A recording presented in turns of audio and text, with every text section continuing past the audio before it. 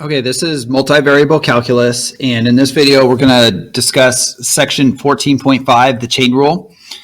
And like I've said throughout this unit, the chain rule, when we work in a multi-dimensional setting, works in a very similar way to what we were doing when we did the chain rule back in, for example, BC calculus or AB calculus, when you were just doing single variable derivatives. So the main thing that we have to consider here is when we have more than one variable that we're going to take the derivative of, we have to take into account all of the partial derivatives that can come into play. And so there are a few different representations of the chain rule that I'm going to show you. In the end, they're all really the same thing. And as long as you kind of get the overall process, which I'll show you here in a few examples, then you don't really have to try to memorize these different cases that I'm going to show you. So the first one that we're looking at here is we have some sort of a function z that is a function of x and y. And then x and y are defined parametrically as functions of t. And so if we want to get the derivative of z with respect to t, well, we're starting essentially with a z function that's a function of x and y. So we take the partial of f with respect to x, multiply by dx dt. And that's really the chain rule piece of it. It's like you're multiplying times the derivative of the outside, or excuse me, multiplying the derivative of the outside times the derivative of the inside, just like we would normally do with the chain rule. And then the second piece of it here, del f del y times dy dt. Again, same thing, except now we're taking the y partial derivative into account. Okay, so let's look at an example of this. And there is a very easy way to do this without using the chain rule, and that's not what I'm trying to do here. I'm trying to show you the chain rule so that on more complicated or in more complicated situations, you'll understand how to apply it. So here we've got this function z is equal to x squared y. X is defined as t squared, y is defined as t cubed. It says use the chain rule to find dz dt. And we want to check our result by expressing z as a function of t and differentiating directly. Okay, so one thing you might be tempted to do is what it says to do to check our answer, which is rewrite z as t squared times t cubed or t to the seventh, and then just take the derivative from there, which we can do in this case. However, I want to go through this using the actual chain rule so that when those substitutions are not as simple, you'll have an alternate way that you can take these derivatives. So we're trying to find dz dt.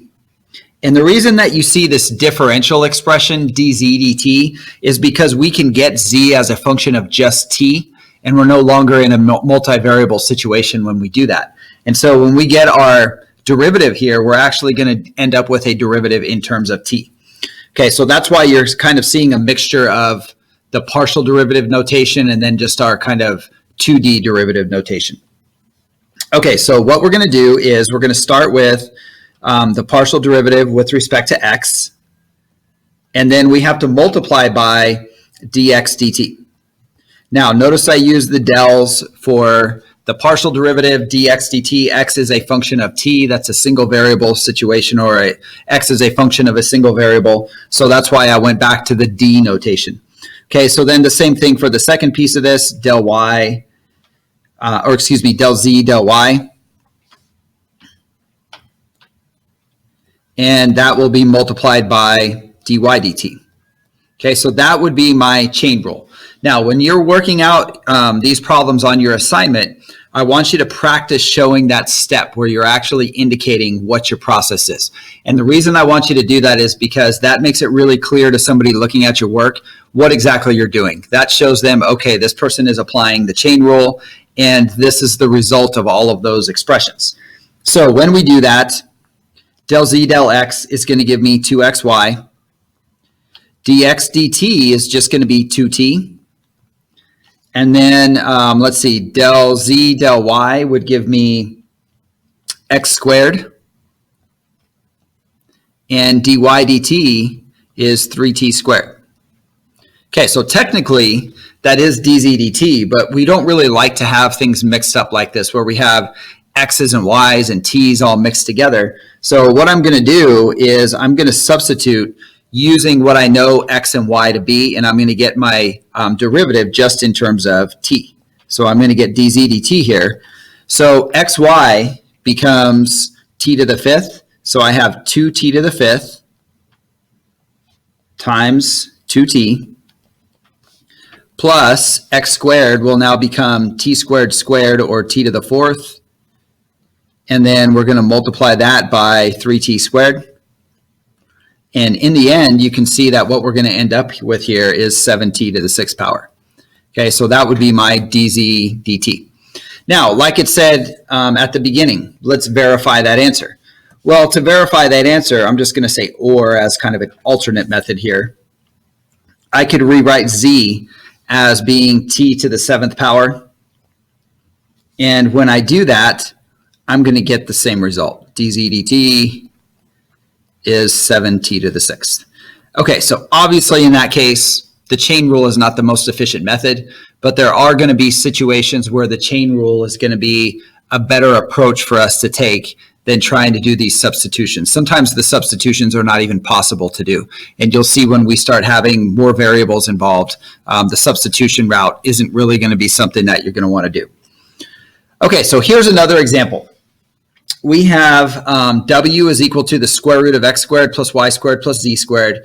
And again, this is really sort of a parametric definition that we have here for x, y, and z. It's just that x and y and z are functions of theta. And they want us to use the chain rule to find dw d theta when theta is pi over 4. Okay, so we're trying to figure out how is our function value changing as the theta value changes at the point when theta is pi over 4. Okay, so same process as before, but we have an extra variable this time. So if I want dw d theta, I'm going to have to go in here and start with my partial derivative of w with respect to x times dx d theta. And I know sometimes my del's and my d's look kind of similar, but whenever we're doing a partial, we should be using a del. Whenever we're doing the derivative of a function of a single variable, we should be using the d expression. Okay, so now I'm going to do the partial derivative of w with respect to y times dy d theta. And then we're going to do the partial derivative of w with respect to z times dz d theta. So you can see it's really the same process. Even though the last one we had t, this one we have theta. We have an extra variable this time. It doesn't matter how many variables we have. We would just continue tacking on our partial multiplied by the derivative of that particular variable with respect to the parameter. Okay, so a little bit messy. I'm not going to show all of the algebra this time. I'll just kind of show you what the setup is. And then I'm going to plug in my value because they didn't actually ask us to do anything except for find dw d theta when theta is pi over 4. So when I start doing my partial derivatives here, I'm going to have to do kind of a big messy chain rule. So there's sort of like a chain rule within a chain rule here because I essentially have x squared plus y squared plus z squared to the 1/2 power.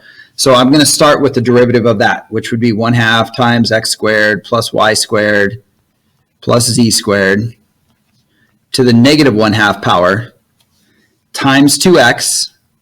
So that would be del w del x. Now I have to multiply by dx d theta. And dx d theta, derivative of cosine theta, is negative sine theta. Okay, so that's the first piece of dw d theta. And again, I have x's and thetas mixed together. We'll deal with that in a couple of minutes here. Now the second piece, these derivatives are going to look kind of similar. X squared plus y squared plus z squared to the negative 1/2 power, this time times 2y. And then I need to multiply by dy d theta. Dy d theta this time will be cosine theta. Okay, so the third piece of this, again, looks kind of similar. 1/2 times x squared plus y squared plus z squared to the negative 1/2 times 2z. And then now we have to multiply by dz d theta, which would be secant squared theta. Okay, now I could go through here and I could start substituting in for x and y and z, and I could simplify this expression down where possible, and I could get this into a nicer form. So they didn't ask us for dw d theta in general, they asked us for dw d theta when theta is equal to pi over 4. So all I'm going to do here is just plug the values in that I know. So the main thing is when theta is pi over 4, I can get the corresponding x and y and z. X would be root 2 over 2. Y would be equal to root 2 over 2 as well, because that would be sine of pi over 4. And then z is going to be equal to 1. And then you could plug all those values in and simplify everything down. And in the end, what you're going to have is dw d theta. I'll write it over here. dw d theta when theta is pi over 4, it will simplify down to square root of 2. So I didn't go through all the number operations, but you guys know how to do that. So main idea is using the chain rule. When it's appropriate, substitute and get it in terms of a single variable. When it's not necessary, don't spend a bunch of time doing a bunch of simplifying and algebra and trig with trig identities. Just go through and plug in the values if that's all you need. Okay, so let's move on here. So I told you before there are several forms of the chain rule that are presented here, but they're really all kind of the same thing in the end. So this one, the difference is they're calling this case 2. The difference here is we've got z as a function of x and y, but x is defined as a function of 2 variables as well. X is a function of s and t, and y is also a function of s and t. So we have to take that into account when we're thinking about these partial derivatives. So it's essentially the same thing. What you notice here is if I want del z, del s, well, I've got to take my derivative with respect to x into account. I've got to take my derivative with respect to y into account. So I've got this partial derivative with respect to x times, and then notice this time, this derivative is also a partial derivative as well because x is a function of 2 variables as well now. Same thing over here with the y. Y is also now a function of 2 variables. So, and then if I take the partial derivative with respect to t, similar setup for it. Okay, so here's an example of one that you might see like that. We have z is equal to e to the xy power. They've defined x as 2u plus v. Y is u divided by v. They want us to find del z del u and del z del v. Okay, so again, I'm going to go through and I'm going to write out what I'm doing before I just write out the expressions. And that way, when somebody is looking at my work, they can understand how I'm going about this process. And I know that a lot of you are going to want to shortcut this step, but I want you to show this step because we're starting to get into things that are a little more advanced. And if you're skipping through some of these key steps in terms of explaining to someone what's happening, it makes it very, very difficult to follow your work. So I'm going to start with del z del u, which is the first one they asked us for. So that means I've got to do del z del x times del x del u. And then I've got to do del z del y times del y del u.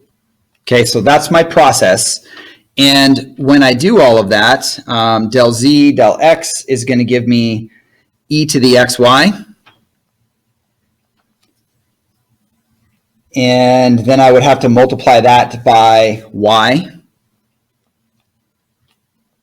times del x del u. Well, when I take the derivative of x with respect to u, that's just going to give me 2.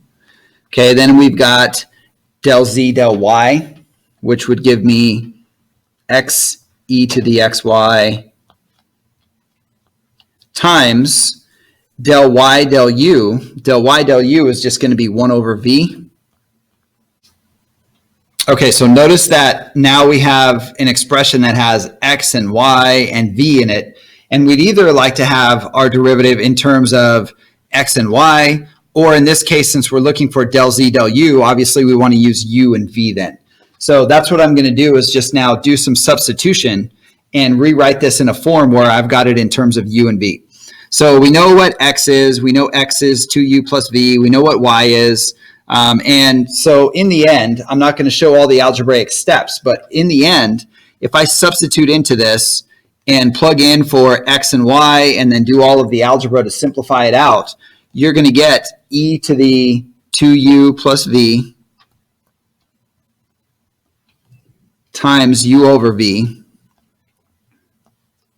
okay, times all of that times 4u plus v over v. Now, that's still a little bit messy, but you can see why the e to the 2u plus v showed up in there. Like I said, I'm not going to go through all the algebra, but there was one here. There was another e to the xy there. And with the e to the xy showing up twice, that's what e to the xy is right there. And then it was just a little bit of factoring to get it into that form. So that's sort of the idea. And like I said, I'm not going to go through all the algebra with the simplifying because I feel like that gets us sidetracked into a bunch of fine details that are not really necessary in the grand scheme of understanding this concept. Okay, so let's look at the other partial derivative now. So the other one we wanted was del z del v. Okay, so obviously we're going to do del z del x times del x del v plus del z del y times del y del v. Okay, so very similar process. It's just that now the second partial derivative that we took there is with respect to v. Okay, so when we solve this out, we're going to end up with something very similar. So we've got e to the xy times y. Now, when we take the derivative with respect to v of the x expression, we're going to get 1 this time. So times 1 plus x e to the xy. And del y del v this time is going to give me negative u over v squared. So the algebra is going to be a little messier to simplify this time because we've got this negative u over v squared that we've got to deal with. But in the end, it's just substitution and then doing a little factoring. And you can simplify this down into e to the 2u plus v times u over v. And obviously, you could combine those two expressions together if you wanted. And all of that multiplied by negative 2u squared over v squared. Okay, so again, the process itself is not that difficult. It is a little bit tedious to work through these when you've got so many kind of little details. And what you'll find is here is that understanding what to do is not that difficult, but there are a lot of places where you can make a little mistake in here, not only with the partial derivatives, but also with the algebra that you have to do to simplify it down. So not a difficult process, but it will be difficult to consistently get the exact answer that you're looking for every single time without making a mistake. We're starting to get into things that are getting a little more complex to the point that we would start to want to think about maybe getting an automated system to be calculating these derivatives for us. Like, mathematical software will essentially do that for you. And so once we understand the process, that gives us the ability to either A, program something to do that for us, or B, understand what a program would do for us when it's doing these types of derivatives. Okay, so here's another example that I want you to try.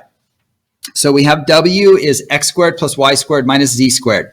And we have x defined as rho sine phi cosine theta, and y is rho sine phi sine theta, and z is rho cosine phi. It says use appropriate forms of the chain rule to find del W del rho and del W del theta. Now, notice this time, this is the general version of the chain rule. This is exactly what we did before, except for now, this is just telling us regardless of how many variables that we're going to deal with, we're going to use the same process every time. So instead of having like x and y and z, they're just using x1 and x2 and x3 and x4 and so on. And then we have our second variable is a function of t1, t2, t3, and so on. So we have all of these different variables, and no matter how many we have, the process will be the same. So this still works exactly like the last one that we just did. It's just that we have another variable in there. So what I want you to do is take a couple of minutes and try to work through this one. And when you come back, I'll show you the solution for it. So go ahead and pause the video and work through that.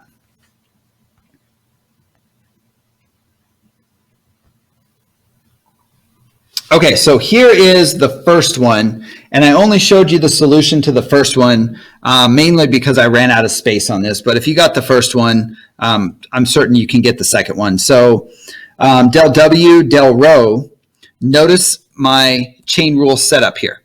So I didn't show all the algebraic steps, and honestly, you don't have to show me all the algebraic steps in your work. If you want to skip some of that stuff and you're comfortable doing it, that's fine, but I need to see that step that I circled. So that's my chain rule step. Del W del X times del X del rho plus del W del Y times del Y del rho plus del W del Z times del Z del rho. So still, same thing as before, it's just that we have that extra variable. And then I go through and substitute in, and notice that I have X's and Y's, and then I also have rhos and phi's and thetas. So I either want to be using, sort of those spherical coordinate variables, or I want to be using the X's and the Y's based on the form that I see here and the fact that I'm looking for del W del rho. I want to have it in terms of those spherical coordinates. So I went through and substituted in for X, substituted in for Y, and substituted in for Z using those rules that we know for X and Y and Z that were given here. So we have X and Y and Z given here, substituted all that in. There's quite a bit of algebra in there. There's a little bit of trig identity work that you have to do. But in the end, it'll simplify down into -2 rho cosine 2 phi. Okay, so not that difficult, again, from an execution standpoint in terms of knowing what to do.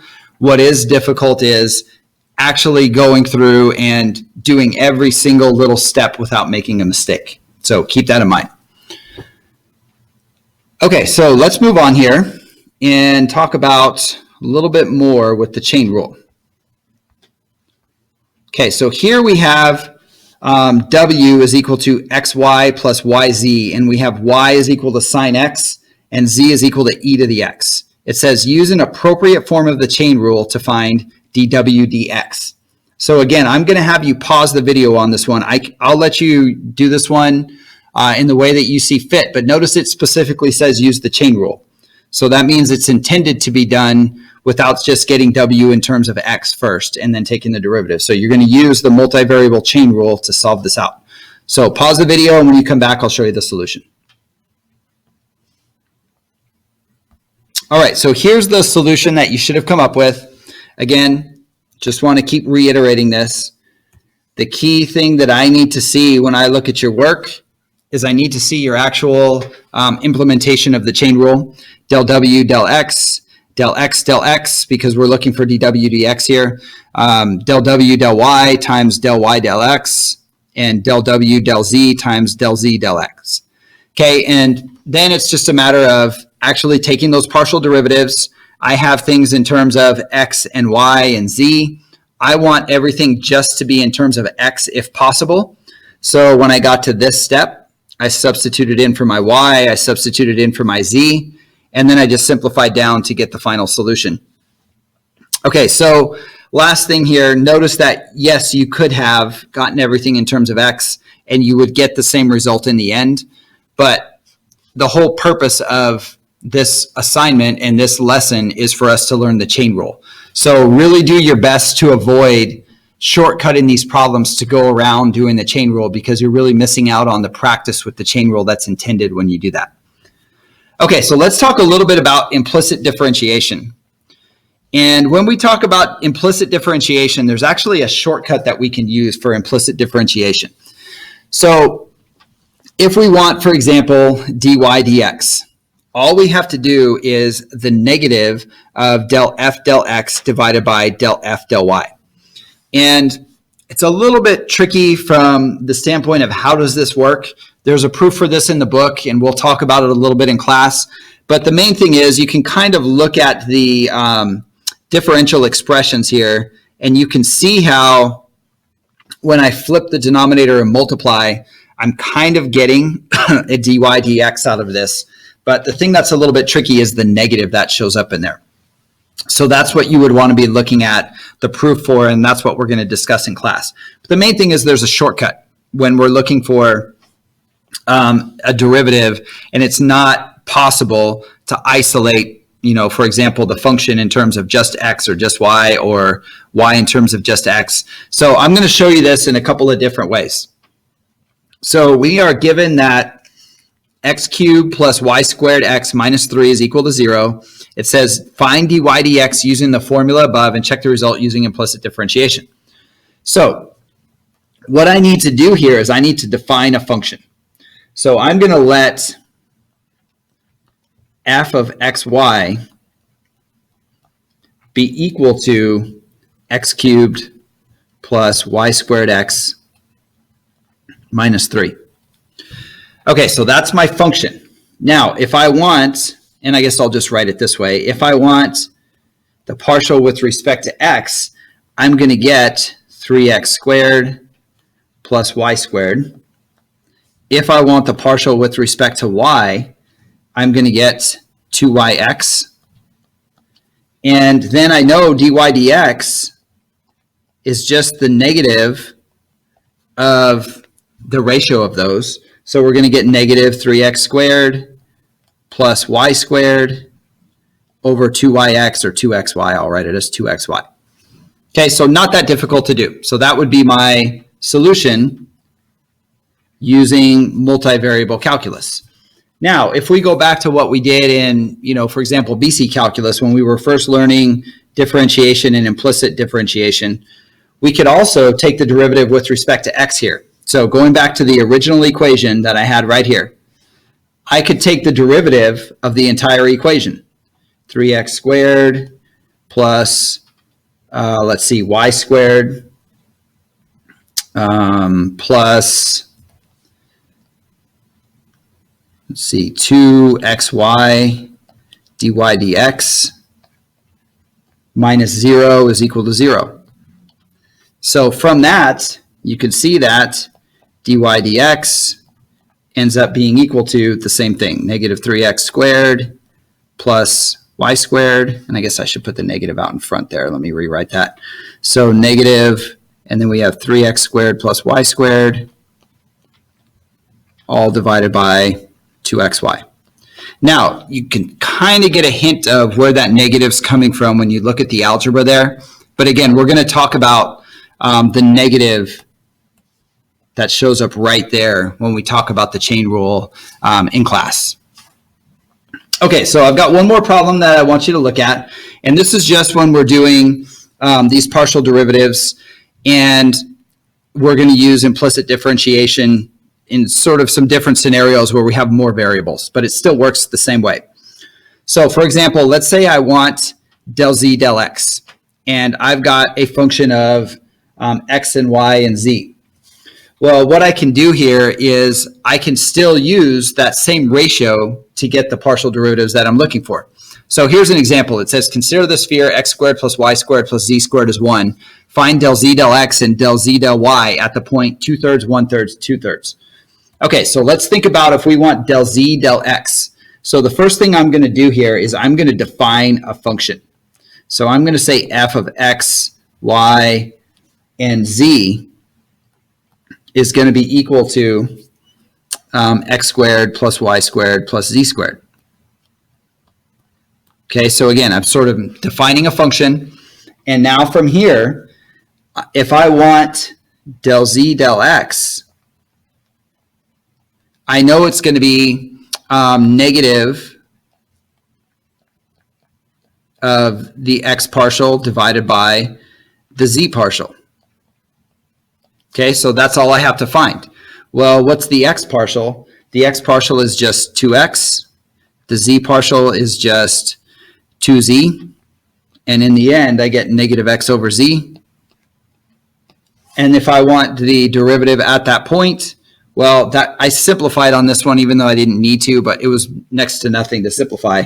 But here I got del z del x. And that is at the point 2/3, 1/3, 2/3, And when I plug everything in there, I'm just going to get -1. Okay, so very, very simple to do, right? There's not really a difficult process to follow here. And it was also because these partial derivatives were pretty easy. But the next one, this time we want del z del y. Same thing. I'm going to want negative, and then I want the y partial divided by the z partial. And so in the end, when I take the y partial, I'm going to get 2y. When I take the z partial, I'm going to get 2z. So I've got -y over z. And when I plug everything in and evaluate that, del z del y, evaluated at the point 2/3, 1/3, 2/3 is equal to -1/2. Okay, so use that as a shortcut when appropriate. It's obviously very, very easy to do when you have, more variables. So sometimes you can use the implicit differentiation and you could save yourself a lot of work as opposed to going the chain rule route, where then you've got a lot more algebra that you have to deal with to get your derivative in the form that you want. Okay, so we will discuss some of the details of this in class next time, but that should get you a good start on your assignment. And then, like I said, we'll talk about some of these kind of finer points and some of the things that require a little bit of proof in class.